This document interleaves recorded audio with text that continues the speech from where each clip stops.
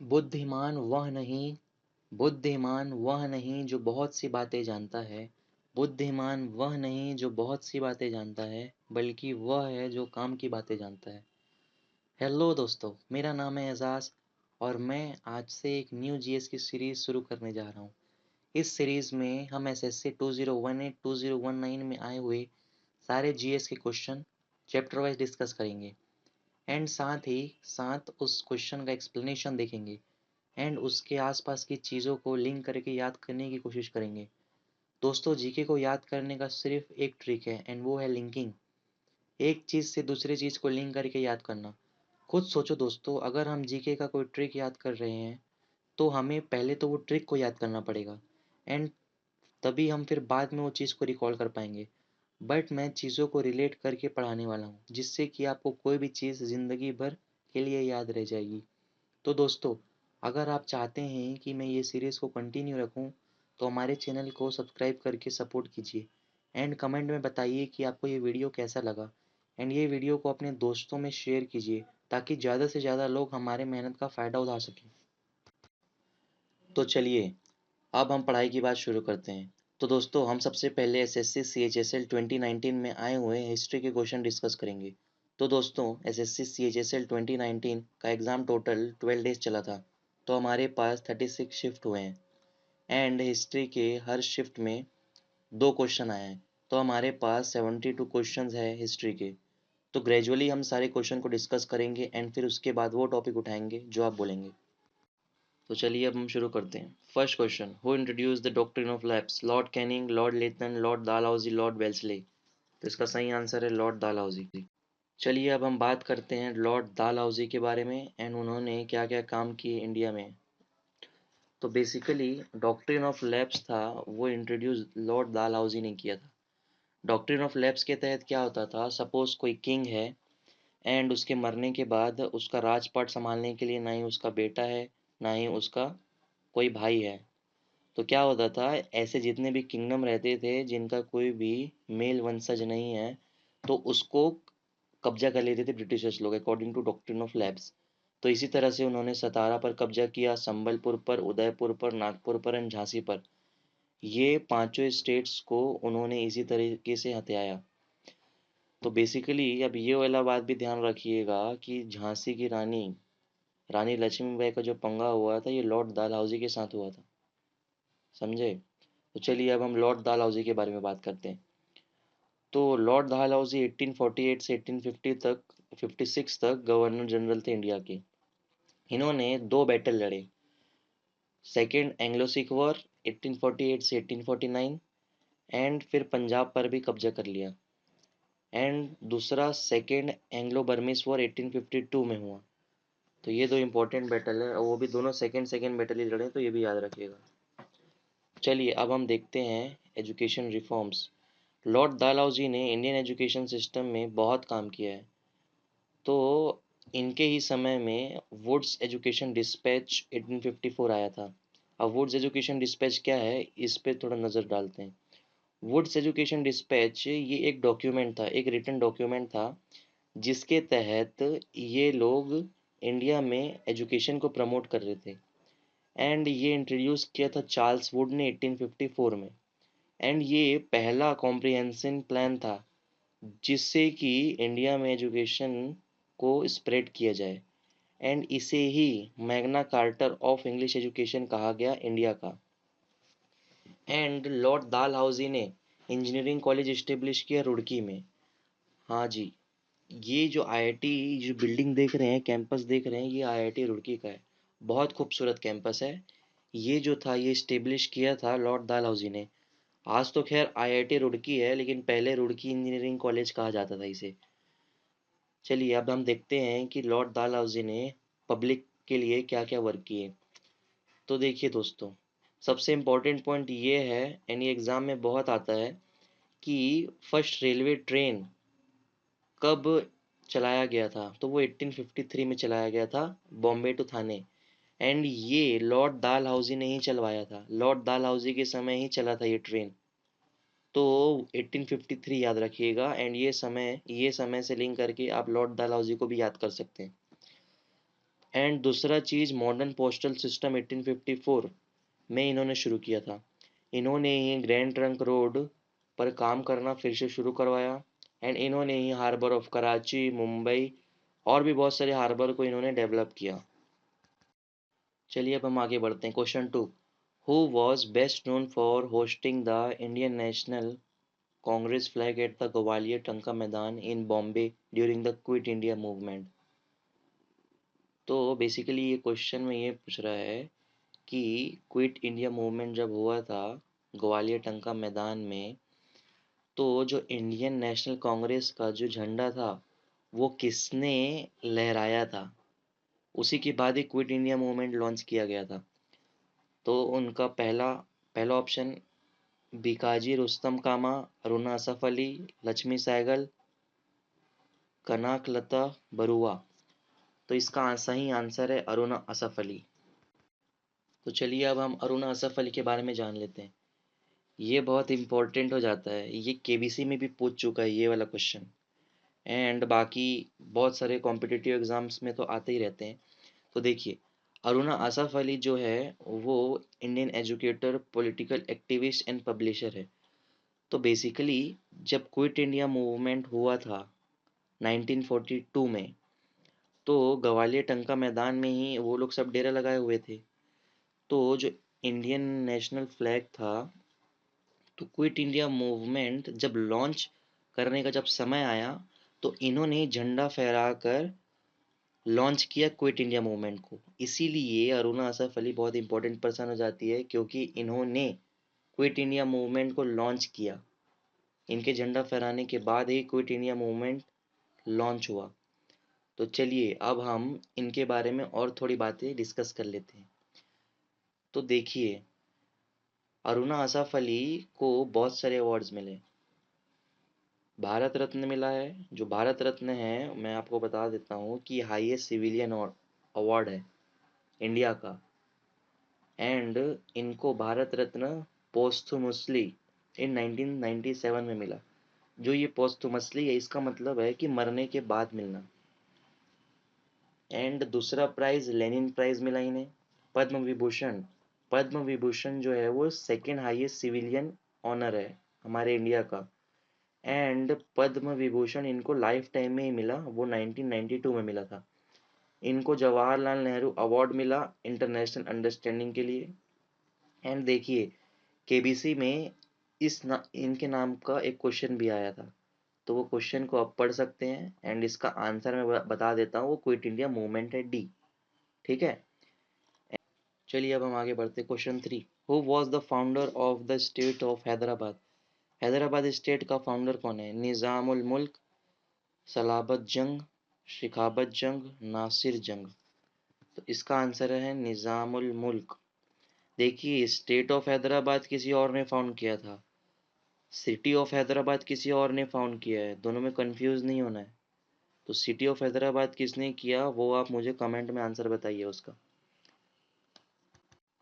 तो चलिए अब हम हैदराबाद के बारे में बात करते हैं। तो हैदराबाद सिटी जो है वो रिवर मूसी के बैंक में है, रिवर मूसी के बैंक में है, ये ध्यान रखिएगा। एंड जो ये है largest city and capital of Andhra Pradesh था 2 जून 2014 तक। बट 2 जून 2014 में तेलंगाना स्टेट बना। एंड अब तेलंगाना स्टेट का कैपिटल बन चुका है। तो अब मुझे बताइए कि आंध्र प्रदेश का कैपिटल क्या है? आंध्र प्रदेश का कैपिटल अभी है अमरावती। चलिए अब हम आगे बढ़ते हैं, कुछ फैक्ट्स देखते हैं हैदराबाद से related. The Kohinoor originate here, film city and city of pearl. इन तीनों पॉइंट के बारे में मैं डिस्कस करता हूँ। देखिए, जो कोहिनूर डायमंड था, ये जो डायमंड है बहुत खूबसूरत है, जिसका फोटो लगा है। तो ये वाला जो था कोहिनूर डायमंड, ये यहीं ओरिजिनेट हुआ है। ठीक है। 105 कैरेट प्राइसलेस डायमंड, ये इसका कोई प्राइस नहीं है। ठीक है ना, ये प्राइसलेस है। एंड जिस डायमंड को ब्रिटिशर्स लोग ले गए, वो यहीं माइन की गई थी, मतलब यहीं से निकाली गई थी। And it is a most expensive diamond in the world. वैसे इसका कोई कीमत नहीं है, लेकिन फिर भी बहुत एक्सपेंसिव है। मतलब कोई खरीद ही नहीं सकता यार, क्या खरीदेगा इसे। और कोई चोरी करेगा तो भी साला बेचेगा कहाँ, कोई लेगा ही नहीं इसको। पूरा अंदर ब्लैक मार्केट में चलते रहेगा, किसी के पास किसी के पास ऐसे ही घूमते रहेगा। ठीक है, तो देखिए ये जो ये ताज है यहाँ पे, इसमें यहाँ पे डायमंड लगा होता है। ये जो क्वीन है, इन्होंने जो ताज पहना है, इनके सेंटर में कोहिनूर डायमंड लगा है। ठीक है, और बाकी चोरी करके तो यहीं से ले गया गया था। तो यहाँ के जो पहले निज़ाम लोग थे वो लोग पहनते थे इसे। ठीक, तो चलिए अब हम आगे बढ़ते हैं। देखिए फिल्म सिटी के बारे में मैं बताता हूँ। जो Hyderabad is the home of world biggest film city, world का बिगेस्ट फिल्म सिटी, ये याद रखिएगा। तो वर्ल्ड का बिगेस्ट फिल्म सिटी है हैदराबाद में, जिसका नाम है Ramoji film city, spread over a massive area of 2000 acres. Basically मैं गूगल में देख रहा था तो कहीं कहीं मुझे 1450 एकर्स मिला। तो जब बना था हो सकता है उस समय 1450 एकर्स, और अभी एरिया बढ़ा कर 2000 एकर्स कर दिया गया होगा। ठीक है, तो चलिए ना, फिर भी वर्ल्ड बिगेस्ट तो है ही, तो इसका नाम याद रखिएगा, रामोजी फिल्म सिटी। ठीक, it is a largest integrated film city in the world, and इसे गिनीज वर्ल्ड रिकॉर्ड भी मिल चुका है as largest studio complex in the world, की वजह से इन्हें गिनीज वर्ल्ड रिकॉर्ड मिला है। ठीक है, ये बहुत खूबसूरत जगह है, बहुत सारी चीज़ें, बहुत सारी स्टैचूज है, बहुत सारे सेट्स है, यहाँ विजिट कर सकते हैं। इसका जो पैसा है वो भी थोड़ा सा लेते हैं ये लोग, लेकिन पूरा दिन भर घुमाते हैं, फोटो शूट कर सकते हैं, आप बहुत कुछ कर सकते हैं यहाँ पे। तो एक बार अगर हैदराबाद जा रहे हैं तो आपको ये विजिट करना चाहिए। तो चलिए अब मैं आगे बढ़ता हूँ। हैदराबाद को सिटी ऑफ पर्ल्स भी कहा जाता है। ठीक है ना, द सिटी ऑफ पर्ल्स, अगर एग्जाम में आपसे पूछ सकता है कि सिटी ऑफ पर्ल किसे कहा जाता है, तो हैदराबाद को सिटी ऑफ पर्ल्स कहा जाता है। क्यों? क्योंकि यहाँ पर जो नेचुरल पर्ल्स है, नेचुरल पर्ल्स, पर्ल्स मतलब यार मोती होता है। ठीक है, उसका ये टॉप प्रोड्यूसर है, जो हैदराबाद सिटी है वो नेचुरल पर्ल्स का टॉप प्रोड्यूसर है हमारे इंडिया कंट्री में। ठीक है, तो चलिए अब हम आगे बढ़ते हैं। Question 4, the famous Gupta period Dashavatara temple recognized as one of the earliest panchayatana temples in North India is located at Tigawa, Nachnakuthara, Deogarh, Betargaon. तो बेसिकली हमें ये बताना है कि जो फेमस गुप्ता पीरियड का दशावतारा टेम्पल है, जिसे कि one of the earliest panchayatana temple भी कहा जाता है नॉर्थ इंडिया का, वो किस जगह पर लोकेटेड है? इसका आंसर है देवगढ़। देखिए ये जो टेम्पल है, इसकी इमेज मैंने लगाई हुई है। जो ये टेम्पल है, ये अर्ली 6th सेंचुरी का टेम्पल है। दशावतारा टेम्पल नाम है इसका, देवगढ़। ठीक है, ये इसमें विष्णु हिंदू टेम्पल है ये। बेसिकली यहाँ विष्णु भगवान की पूजा की जाती है। ठीक, और ये देवगढ़ उत्तर प्रदेश में है। तो चलिए अब हम आगे बढ़ते हैं। Mughal emperor Shahjahan got the monument Taj Mahal constructed in the memory of his wife Mumtaz Mahal, Jahanara, Roshanara, Noor Jahan. तो इसका आंसर है मुमताज महल। ये तो आप सभी को पता होगा, ये बहुत इजी क्वेश्चन है। मैंने इसलिए लिया है ताकि ये क्वेश्चन पेपर में तो आया हुआ है ही, साथ में मुझे और इसके बैकग्राउंड डिटेल्स डिस्कस करने हैं। तो चलिए अब हम बात करते हैं शाहजहां के बारे में। शाहजहां का पूरा नाम शहाबुद्दीन मोहम्मद खुर्रम था। शाहजहां को खुर्रम भी कहा जाता था। तो ये भी याद रखिएगा कि ऐसा कुछ भी क्वेश्चन पूछ सकता है, खुर्रम किसका नाम था या फिर शाहजहां का दूसरा नाम क्या था, तो ऐसा पूछ सकता है। ठीक है, जो शाहजहां है ये 5th मुगल एम्परर थे। ठीक, ये 1628 से लेके 1658 तक इन्होंने रूल किया। ओके, इनके फादर जहांगीर थे, इनके जो सन है वो औरंगजेब थे, इनकी वाइफ मुमताज़ महल, और भी वाइफ थे लेकिन मैं उनके बारे में डिस्कस नहीं कर रहा हूँ।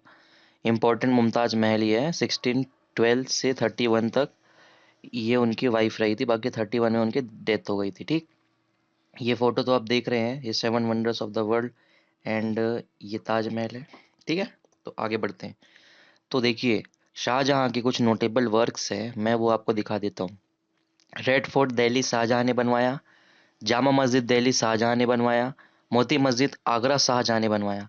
अब जो स्टूडेंट कंफ्यूज होते हैं वो नीचे है। ठीक है, देखिए आगरा फोर्ट है, आगरा फोर्ट को स्टार्ट किया था अकबर ने, फिनिश किया शाहजहां। तो अगर आगरा फोर्ट बोला गया तो आगरा फोर्ट में आपको अकबर का नाम लिखना है। ठीक है, एंड रेड फोर्ट कहा गया, तो रेड फोर्ट दिल्ली। कभी कभी एग्जामिनर बदतमीजी ये करता है कि वो दे देता है कि रेड फोर्ट आगरा पूछ देता है कि रेड फोर्ट आगरा किसने बनवाया। तो रेड फोर्ट है तो यार उसका नाम आगरा फोर्ट, लेकिन सारे लोग रेड फोर्ट आगरा दे देते हैं। तो हमको अकबर ने बनवाया रेड फोर्ट आगरा, आगरा का अकबर, ठीक है। और दिल्ली में रेड फोर्ट जिसने बनाया वो शाहजहां ने बनवाया, ठीक। एंड मोती मस्जिद जो दिल्ली में है, मोती मस्जिद आगरा का तो शाहजहां ने बनवाया, लेकिन मोती मस्जिद जो दिल्ली है उसे औरंगजेब ने बनवाया है, ठीक है। अभी जो सेंटर में क्वेश्चन है ये वाला, इसका आंसर आपको देना है कि जो ये इमेज है ये कौन सा मोनूमेंट है एंड ये लोकेटेड कहाँ है, ठीक। ये इम्पोर्टेंट है। एंड ये वाला केबीसी में आया है, केबीसी में भी इसी तरीके से क्वेश्चन आया था कि ये जो इमेज है ये इमेज का नाम क्या है और किस जगह पे लोकेटेड है, ठीक है। तो इसका आंसर आप मुझे कमेंट में बताइए। तो चलिए अब हम आगे बढ़ते हैं। Question 6, which Rajput ruler of Mewar in 1576 fought the battle of Haldighati and fled the field on his horse Chetak, ठीक है। तो बेसिकली हमें ये बताना है कि जो बैटल ऑफ हल्दीघाटी हुआ था, ठीक, उसमें मेवाड़ के कौन से राजपूत रूलर, फ्लीड जो है, फ्लीड का मतलब होता है टू रन अवे और एस्केप फ्रॉम समथिंग, कहीं से फरार हो जाना या निकल भागना, ठीक है। तो कौन थे जो बैटल ऑफ हल्दी घाटी हुआ था 1576 में, उसमें से अपने घोड़े चेतक के ऊपर बैठकर भाग गए थे। तो उनका नाम बताना है। राजा मान सिंह, महाराजा उदय सिंह, राणा अमर सिंह, महाराणा प्रताप, ठीक है। तो इसका आंसर है महाराणा प्रताप, ठीक। तो चलिए अब हम बैटल ऑफ हल्दी घाटी के बारे में बात करते हैं, ठीक है। तो जो बैटल ऑफ हल्दी घाटी था वो दो लोग के बीच हुआ था, एम्परर अकबर एंड महाराणा प्रताप। जो बैटल ऑफ हल्दी घाटी है वो 18 जून 1576 को हुआ था, ठीक है। कैवेलरी एंड आर्चर्स, आर्चर्स मतलब तीरंदाज होता है और कैवेलरी जो है वो घुड़सवार होता है, ठीक। Supporting the Rana of Mewar, Mewar के राणा महाराणा प्रताप के साथ हुआ था, ठीक। And Mughal emperor Akbar force जिसको लीड कर रहे थे मानसिंह वन, ठीक है। तो आपको ये याद रखना है कि जो लड़ाई हुआ था वो महाराणा प्रताप का लड़ाई हुआ था एंड अकबर की फोर्सेस जिसको मानसिंह वन लीड कर रहे थे, इन दोनों के बीच बैटल ऑफ हल्दी घाटी हुई थी। ये 1576 में हुआ था, ठीक है। देखिए, कैवेलरी का मतलब होता है घुड़सवार, ये मैंने इमेज लगाया हुआ है, और इन्फेंट्री का मतलब होता है पैदल, ठीक। तो आप ये याद रखिएगा, दोनों में कंफ्यूजन कभी कभी हो जाता है। वैसे अगर आप रेगुलर पढ़ते रहेंगे तो नहीं होगा, लेकिन कभी कभी क्या है, कंफ्यूजन हो जाता है कि कैवलरी इन्फेंट्री एक और टर्म होता है इसी से रिलेटेड। जो गाड़ियों में बैठकर आते हैं तो उन्हें कहा जाता है, उन्हें क्या कहा जाता है, उसका भी एक पर्टिकुलर टर्मिनोलॉजी है, तो वो आप मुझे कमेंट में बताइए, ठीक है। तो देखिए, जो बैटल ऑफ हल्दी घाटी थी ये इन दोनों के बीच में हुआ, तो ये बस आपको याद रखना है। और क्या हुआ था, जो ये आप घोड़ा देख रहे हैं ये चेतक नाम का घोड़ा है, ठीक है, जिसके ऊपर महाराणा प्रताप बैठे हैं। एंड क्या हुआ था कि लड़ाई तो हुई, ठीक है, मुगल्स लोग जीत गए, बट ये जब तक नहीं माना जाता जब तक दूसरे राजा को पकड़ न लिया जाए। तो क्या हुआ था, मुगल्स जीत कर भी हार गए, ओके, क्योंकि उन्होंने महाराणा प्रताप को कैप्चर नहीं किया, महाराणा प्रताप वहां से भाग निकले। तो इसीलिए मुगल्स जीत कर भी वो बैटल हार गए, क्योंकि यहाँ पे चेतक के ऊपर बैठकर महाराणा प्रताप भाग गए थे वहां से, ठीक है। तो चलिए अब हम आगे बढ़ते हैं। Question 7, when was the Quit India movement started, quit India movement कब स्टार्ट हुआ। अप्रैल 1919, अगस्त 1942, अक्टूबर 1905, फरवरी 1928। तो इसका आंसर है अगस्त 1942। तो चलिए अब हम क्विट इंडिया मूवमेंट के बारे में बात करते हैं। क्विट इंडिया मूवमेंट 1942 में लॉन्च हुआ था। इसे अगस्त मूवमेंट भी कहा जाता है। क्यों कहा जाता है, क्योंकि ये 8 अगस्त 1942 को लॉन्च हुआ था, ओके। तो बेसिकली क्या हुआ था, जब इंडियन नेशनल कांग्रेस का जो बॉम्बे सेशन हुआ एंड ये ग्वालियर टंका मैदान में हो रहा था, तो यहाँ पे क्या था, सभी लोग इकट्ठा हुए थे, ठीक है। एंड 1942 के समय आप लोग भी जानते हैं कि वर्ल्ड वॉर चल रहा था, ठीक। तो ब्रिटिशर्स क्या थे, वो लोग अपने वॉर में बिजी हुए थे, ठीक है। और इधर गांधी जी ने डू और डाई का स्पीच दे दिया ग्वालियर टंका मैदान बॉम्बे में, जो कि लोगों में आग की तरफ फैलने लगा और लोग डिमांड करने लगे कि हमें पूरी आज़ादी दो करके, ठीक है, ब्रिटिश रूल ख़त्म करो इंडिया से। तो क्या था कि यही है क्विट इंडिया मूवमेंट में, और ज़्यादा कुछ बात नहीं है। इस कारण बहुत सारे लोगों को क्या था, ब्रिटिशर्स लोग उस तरफ थे, अपने वॉर वगैरह में लड़ रहे थे, तो बहुत सारे जितने भी बड़े बड़े अपने इंडियन फ्रीडम फाइटर्स थे वो लोग को बिना किसी ट्रायल का जेल में भर दिया गया। बहुत सारे लोग को जेल में भर दिया गया, बहुत दंगे फसाद हुए उस समय, बहुत कुछ हुआ। तो बेसिकली एक और पॉइंट यहाँ पे इम्पोर्टेंट ये बनता है कि देखिए 8 अगस्त को तो वो लोग इकट्ठा हुए थे, ठीक है। 9 अगस्त को एक्चुअली में झंडा फहरा कर क्विट इंडिया मूवमेंट को लॉन्च किया गया। एंड क्विट इंडिया मूवमेंट को लॉन्च करने के पहले जो झंडा फहराया गया, जो फ्लैग होस्टिंग की गई, वो अरुणा असफ अली ने की थी। ये मैंने पहले डिस्कस कर चुका है, तो आप अरुणा असफ अली वाली वहाँ पे जाकर वो वाला वीडियो देख सकते हैं, ठीक है। अब हम बात करते हैं वॉइस रॉय। वॉइस रॉय कौन थे इस समय? तो वॉइस रॉय थे लॉर्ड लिंगलिथगो, 1936 से 1944 तक। वॉइस रॉय लॉर्ड लिथगो का समय था जब क्विट इंडिया मूवमेंट लॉन्च हुआ। एंड यहाँ पे स्लोगन था डू और डाई। महात्मा गांधी के द्वारा डू और डाई का स्पीच दिया गया था, एंड ये एक स्लोगन है।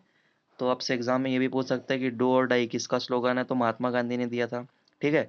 क्विट इंडिया मूवमेंट कब लॉन्च हुआ? तो 1942, 8 अगस्त या 9 अगस्त, दोनों आ सकता है, 8 अगस्त 9 अगस्त 1942 ये। एंड ये भी पूछ सकता है कि फ्लैग होस्टिंग किसने की थी क्विट इंडिया मूवमेंट लॉन्च करते समय? तो अरुणा असफ अली ने की थी। उस समय के वॉइसरॉय कौन थे? तो वॉइसरॉय लॉर्ड लिंगलिथगो थे। 1936 से 1944 तक लॉर्ड लिंगलिथगो का समय था, ठीक है। तो ये सब बातें ध्यान रखिएगा। एंड ये जो फोटो देख रहे हैं यहाँ पे अगस्त क्रांति मैदान, ये ग्वालियर टंका मैदान है, ये बॉम्बे में है। तो चलिए अब हम आगे बढ़ते हैं। Question 8, in which battle did Ahmad Shah Abdali defeat the Marathas? किस बैटल में अहमद शाह अब्दाली ने मराठा को हराया था?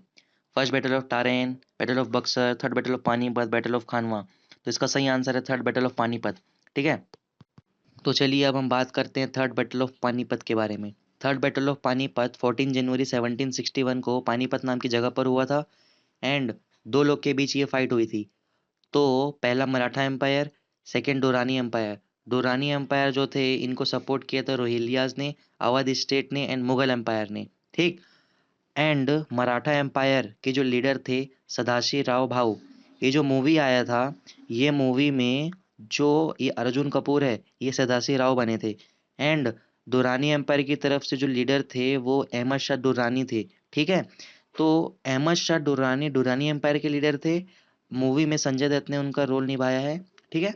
तो आप वो मूवी देख सकते हैं। थर्ड बैटल ऑफ पानीपत के बारे में आपको बहुत ज़्यादा डिटेल्स, बैकग्राउंड डिटेल्स आपको उस पर मिल जाएगी, ठीक है। हम अभी इसमें सिर्फ ऊपर ऊपर से नज़र डाल रहे हैं, ठीक। तो देखिए ये बैटल जो था वो जीता अहमद शाह अब्दाली ने, ठीक है। आप इसमें देख सकते हैं कि ये कमांडर एंड लीडर्स की लिस्ट है, किसके तरफ से किन्होंने साथ दिया वो सब देख सकते हैं। एंड तो चलिए अब हम बात करते हैं स्ट्रेंथ्स की।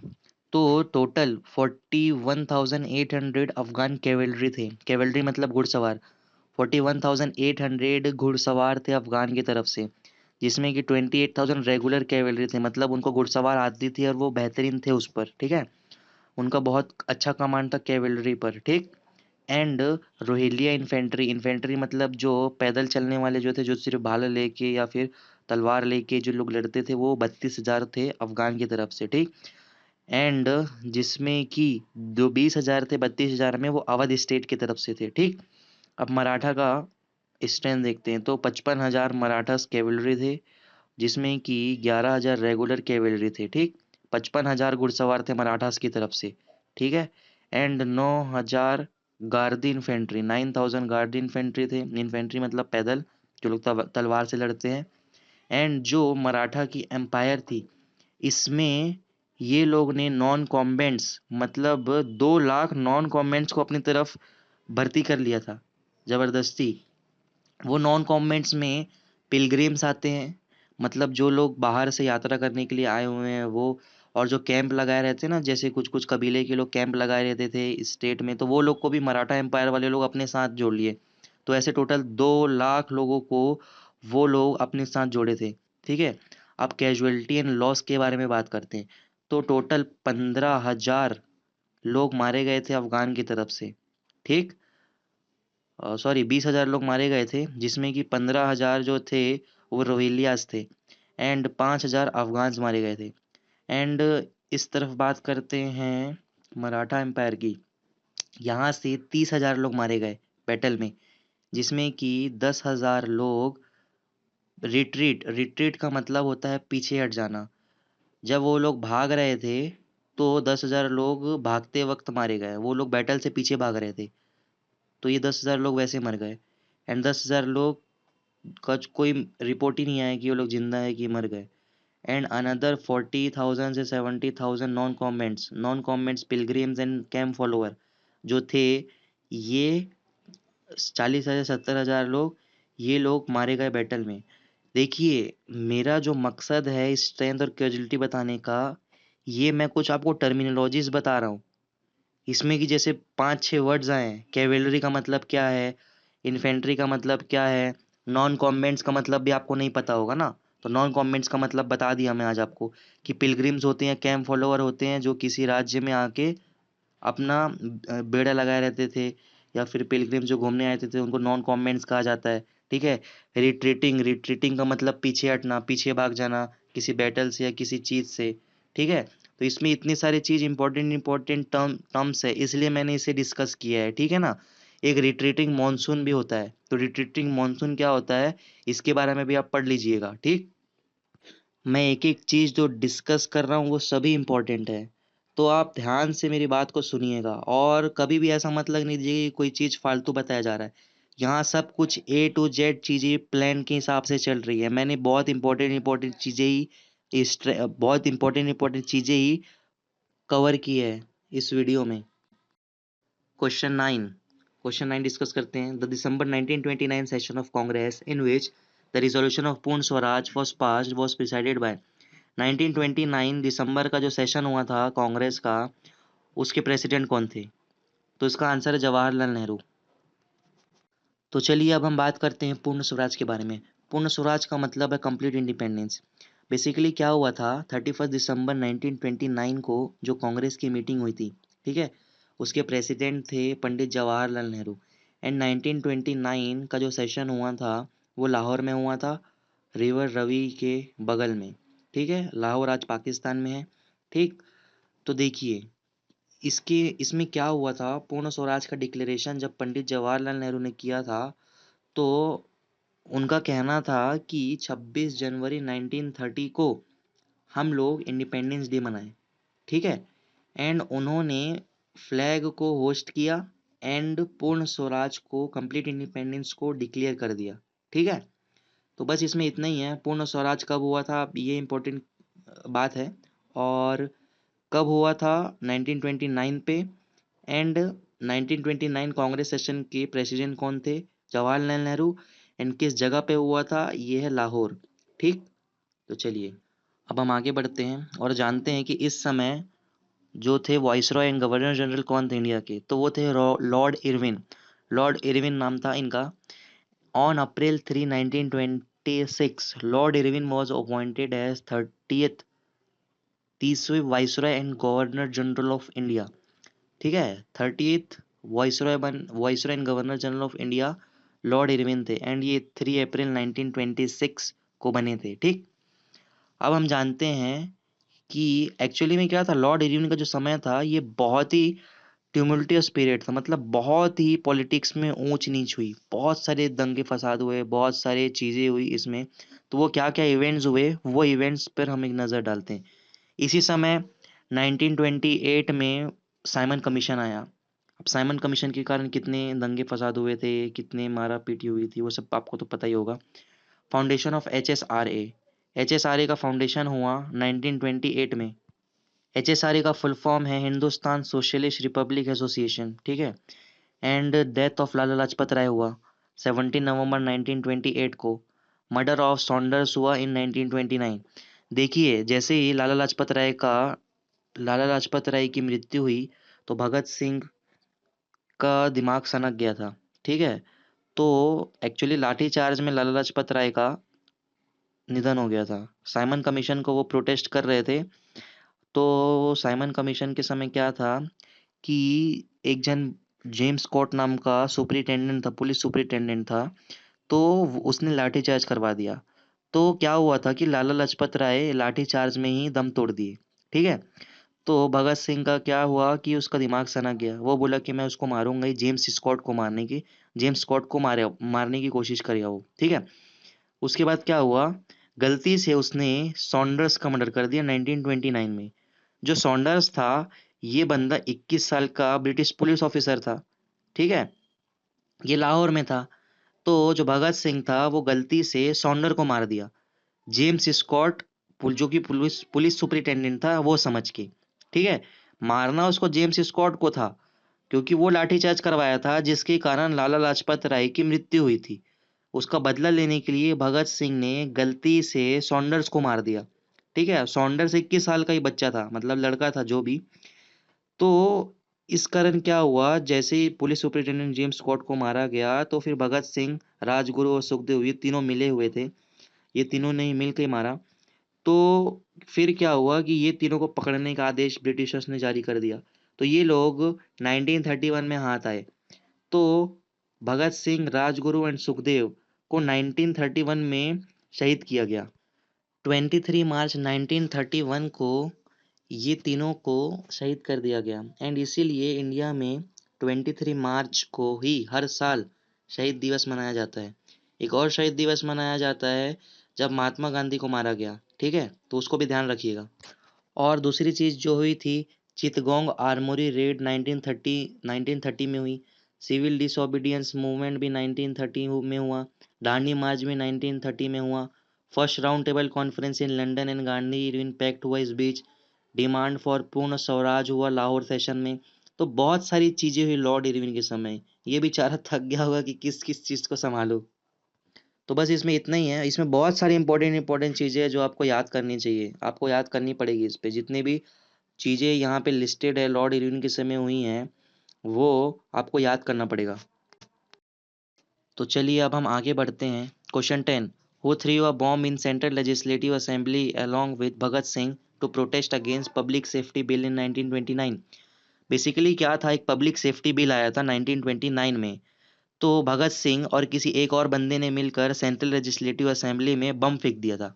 समझे?